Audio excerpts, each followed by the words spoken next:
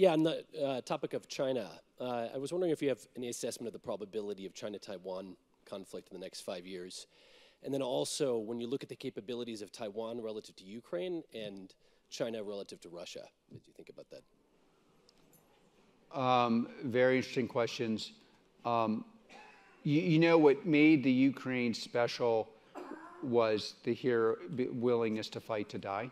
So this is a very important part of the equation. I don't know, and then access to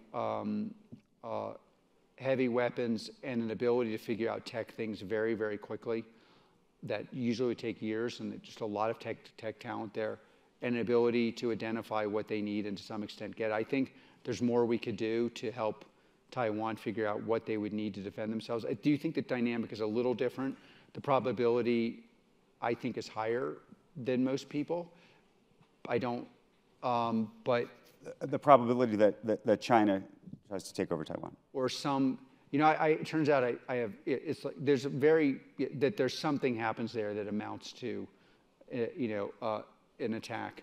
There's just so many ways to do these things. There's a cyber way, there's a blockade way, there's isolation, there's,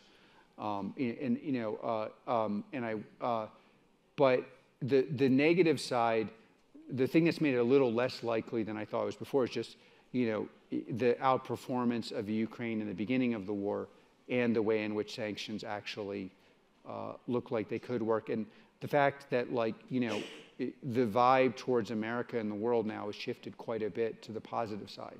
So while we're, in a state of derision, I think most people who might have been slightly irritated or very irritated about us kind of are back to liking us. And that's a scary thing for our adversaries. Now, what we do with that, there's a lot that I imagine we could do better.